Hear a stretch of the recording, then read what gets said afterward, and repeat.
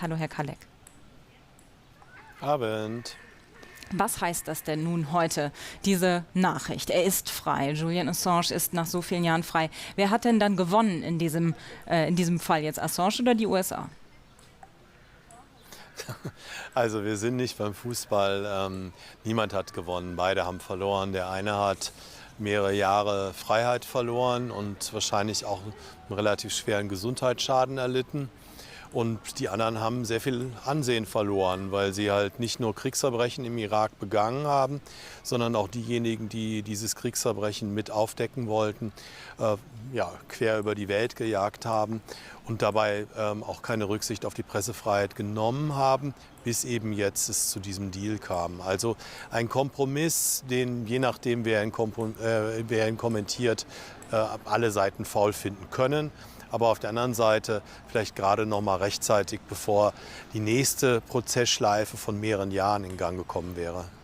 Sie haben es angesprochen, es gab also einen Deal. Lassen Sie uns darüber gerne sprechen, wie es also jetzt dazu kam. Denn eigentlich, das muss man jetzt noch mal dazu sagen, für alle zur Erinnerung, es ging ja seit Jahren hin und her zwischen Assange und den USA. Die USA wollten, dass er ausgeliefert wird, eben aus Großbritannien. Und er sollte in den USA in 18 Punkten angeklagt werden, unter anderem wegen Spionagevorwürfen.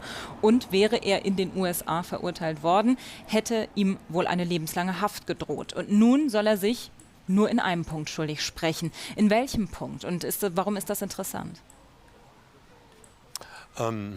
Also die Einzelheiten, da dürfen Sie natürlich mich nicht fragen. Ich sitze in Berlin und habe weder die Verhandlungen geführt, noch haben wir irgendwas Schriftliches vorlegen, sondern ich kann auch nur das kommentieren, was wir alle gelesen haben. Aber zunächst einmal, natürlich hat jetzt für uns alle überraschend das eine ziemliche Geschwindigkeit aufgenommen, dass da die Meldung kommt, dass sie sich auf einen Deal geeinigt haben und das nächste Fernsehbild ist dann, dass er das Flugzeug als freier Mann besteigt, ein privat gechartertes Flugzeug und dann auch noch in die nördlichen Marianen fliegt. Das hat natürlich was Filmreifes, aber das hat die ganze Geschichte ja sowieso.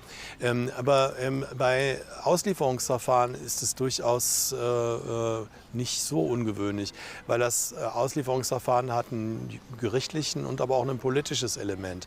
Und das heißt also, die Regierung, insbesondere die Regierung Joe Biden, hätte schon seit Jahren sagen können, wir ziehen den Auslieferungsantrag zurück oder hätte sich mit den Anwälten einigen können. Da gibt es also viel mehr Möglichkeiten und viel mehr Ermessensspielräume als bei einem normalen Strafverfahren. Insofern ist es jetzt nicht nur überraschend, dass natürlich beide Seiten jetzt zurückgesteckt haben, ist auch klar. Und das muss man sich schon auch noch mal auf der Zunge zergehen lassen, weil Julian Assange bekennt sich an einem Punkt schuldig, nämlich ein Verstoß gegen das Spionagegesetz, den sogenannten Espionage Act.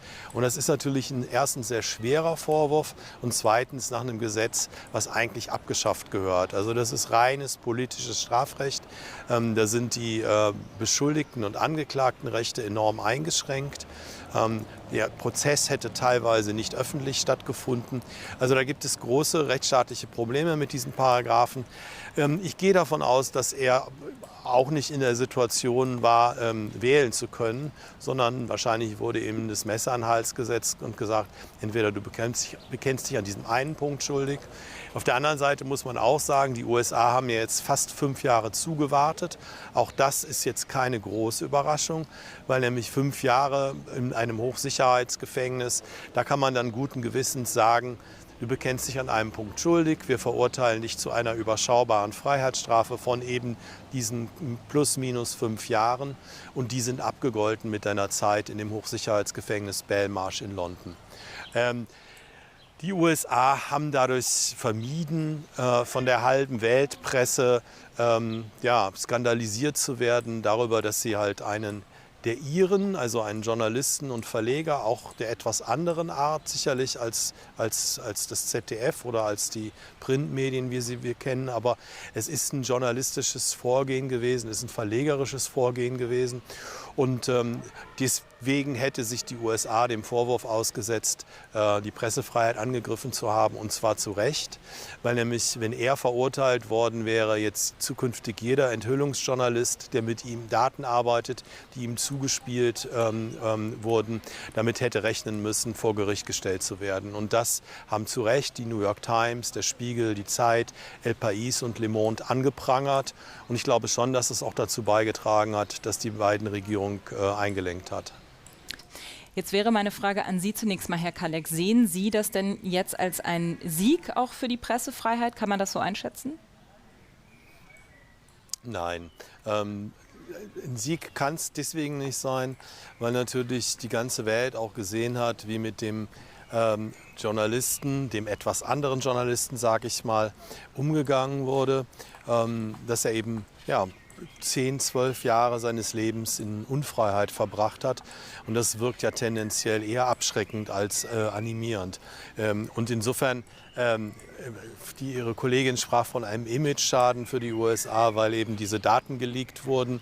Ich spreche von einem Imageschaden für die USA, weil sie für Demokratie und Menschenrechte in der ganzen Welt eintritt und aber die Pressefreiheit aufs Schmählichste in diesem Fall missachtet hat. Also auch dadurch ist ein erheblicher Imageschaden entstanden, den sie jetzt versuchen, dadurch in den Griff zu kriegen, dass es eben zu diesem Deal kam. Im Übrigen muss man noch mal zur Klarstellung sagen, Julian Assange ist ja kein Whistleblower. Er war ja nicht selber dazu verpflichtet, Geheimnisse zu wahren oder verpflichtet, diese nicht zu verraten, sondern er hat mit Daten gearbeitet, die ihm jemand anders gegeben hat, die andere Menschen ihm haben zukommen lassen oder der Plattform WikiLeaks. Und das ist deswegen eine andere Konstellation als eben bei Edward Snowden und anderen Whistleblowern. Da haben Sie recht, gut, dass Sie da auch nochmal die Unterscheidung machen. Trotzdem gibt es einige Fragen bei uns im Stream auch. Was bedeutet das für Whistleblower in Zukunft? Lassen Sie uns dazu auch gleich kommen. Ich greife jetzt hier mal eine raus, die ist ein bisschen allgemeiner formuliert. Welche Auswirkungen hat der Ausgang auf mögliche zukünftige Aufdeckung von staatlichen Verbrechen von Staaten für andere, ansatzweise vergleichbare Situationen in sogenannten Demokratien? Also machen wir es nochmal ganz klar. Wie glauben Sie, wie könnte das jetzt auch ausstrahlen eben auf andere Fälle? Da wird es keine Antwort drauf geben, weil Sie haben es ja gesehen, in dem Fall gab es so viele Wendungen und so viele Aufs und Abs und das wird immer der Fall sein. Also niemand, der, also ich sag mal, delikate Geheimnisse aufdeckt, sei es als Whistleblower als auch als Journalist, ist davor gefeit, irgendwie von staatlichen Behörden belangt zu werden, auch in Demokratien. In Demokratien wird dann hoffentlich nach vorherbestimmten, klaren und fairen Regeln entschieden, in autoritären Regimen von vornherein nicht. Aber dir kann natürlich immer was passieren und das zeigt ja gerade die Geschichte auch von prominenten Whistleblowern in den letzten, sagen wir mal, 10, 15 Jahren in den USA, wo schon unter der Regierung von Präsident Barack Obama die Strafen für Whistleblower erheblich angezogen haben. Und es gab vorher jahrzehntelang keine Verurteilung wegen dem von mir vorher schon benannten Espionage-Akt, also dem Spionagegesetz. Und jetzt gibt es eine ganze Reihe davon. Die Haftbedingungen für Whistleblower waren kritikwürdig. Also da hat man schon ganz schön angezogen mit der strafrechtlichen Verfolgung. Und das ist natürlich beängstigend, weil man muss differenziert sein, wenn man über Whistleblower spricht. Also nicht jeder, der behauptet, ich habe ein Geheimnis veröffentlicht, muss gleich mit Beifall bedacht werden, sondern man muss dann prüfen, hat er das im eigenen Interesse gemacht, hat er das im allgemeinen Interesse gemacht, was sind das für Geheimnisse und danach muss ich die Reaktion bemessen. Aber zum Beispiel bei unserem Mandanten Edward Snowden ist die Sache klar. Er hat die Geheimnisse veröffentlicht, weil er erhebliche Schäden für die freiheitliche Gesellschaft, für die Verfassung der USA, aber auch weltweit durch Massenüberwachung befürchtete. So, das ist die klassische, ich sag mal, guten Gewissens Motivation eines Whistleblowers. Und das muss natürlich in der Reaktion bedacht werden. Das heißt nicht, wenn ich mir Whistleblower auf die Stirn klebe, dass ich dann Freifahrtschein bekomme, sondern es muss geprüft werden. Und in demokratische Staaten nehmen für sich in Anspruch, auch rechtsstaatlich zu agieren. Und das ist in den letzten Jahren nicht immer passiert. Und der Fall Assange kann in die andere Richtung irgendwie ausgelegt werden. Ja. Einerseits Abschreckung, andererseits gerade noch mal ein gewisses Maß an Restvernunft bei der US-Regierung zu erkennen. Ja. Jetzt haben Sie Ihren prominenten Mandanten Edward Snowden auch angesprochen, einen Whistleblower, also einen, der Informationen da zutage gefördert hat. Was glauben Sie denn, wie es konkret für ihn weitergeht? Er lebt in Russland und könnte jetzt aber auch dieser Deal, den Assange gemacht hat, irgendwie ausstrahlen auf ihn. Wie schätzen Sie das ein? Naja, die einzige Möglichkeit bei Edward Snowden wäre eine Begnadigung, entweder tatsächlich durch die noch Regierung Biden. Da gab es ja immer am Ende die Präsidenten lame duck, also lahme Enten bezeichnet werden, wo sie nicht mehr viel entscheiden können, gibt es immer serienweise Begnadigungen. Das ist die eine Möglichkeit. Und die andere Möglichkeit ist, dass ein neu gewählter Präsident ihn begnadigt. Eine Möglichkeit eines solchen Deals halte ich jetzt für im Moment für relativ schwierig, weil immerhin Julian Assange über 5 Jahre eingesessen hat, in Haft gesessen hat. Das ist das eine. Er ist australischer Staatsbürger. Der australische Premier setzt sich seit 2 Jahren ein. All diese Voraussetzungen sind nicht gegeben. Aber das Wichtigste ist ja, Edward Snowden hat natürlich Geheimhaltungsvereinbarungen unterschrieben. Er hat das bewusst gebrochen, weil er den Schaden für so groß gehalten hat. Aber das alles unterscheidet ihn natürlich vom Fall von Julian Assange. Ein User bei uns im Stream möchte gerne wissen, warum ist es Missbrauch, Verbrechen von Staaten zu veröffentlichen? Nein, das ist sicherlich kein Missbrauch, sondern das ist sozusagen, das ist genau die Konstellation, über die wir gerade reden. Es mag sein, dass die eine oder anderen Daten veröffentlicht wurden, die Menschen in Gefahr gebracht werden. Das ist immer wieder die Behauptung. Das alles hätte im Prozess bewiesen werden müssen. Bisher ist da sehr wenig an Belegen vorgelegt worden, sondern die Behauptung wurde im Raum gestellt. Aber lassen Sie uns über das Video Collateral Damage reden. Das ist diese Bombardierung von einem belebten Platz in Irak gewesen. Ja. Das kann schlechterdings nicht strafbar sein, ein solches Video zu veröffentlichen. Ja. Also das darf in Rechtsstaaten nicht passieren. Und dass die USA auch nur daran gedacht hat, das tatsächlich vor Gericht geltend zu machen, zeigt eigentlich schon, wie tief sie an dem Punkt gesunken sind. Oder aber auch, wie sehr sie sich getroffen fühlen. Weil auch das müssen wir noch mal hervorheben. Es war ja nicht das einzige Kriegsverbrechen, das, was Julian Assange und WikiLeaks da ans Licht gezerrt haben, sondern wir reden ja von 10.000-facher Folter im Irak und anderswo. Das sind Taten, die leider nie richtig untersucht wurden von den US-Behörden und erst recht nicht geahndet wurden. Und das ist klar, das ist eine offene Wunde und die wissen schon auch, die sogenannten Sicherheitsdienste, dass sie da eine Flanke haben, wo sie höllisch aufpassen müssen, dass ihnen das nicht nochmal um die Ohren fliegt. Und deswegen ist ja so eine, ich sag mal, Zivilgesellschaft so wichtig. Und die gibt es in den USA. Auch das muss man hervorheben. USA ist keine geschlossene Gesellschaft, sondern die meisten dieser Kriegsverbrechen wurden von Journalisten, von Menschen- und Bürgerrechtsorganisationen, aber auch von Militärs veröffentlicht. Und sie haben sich auch dagegen ausgesprochen. Also es hört sich jetzt so an, als wenn die Militärs Kriegsverbrechen verteidigen würden.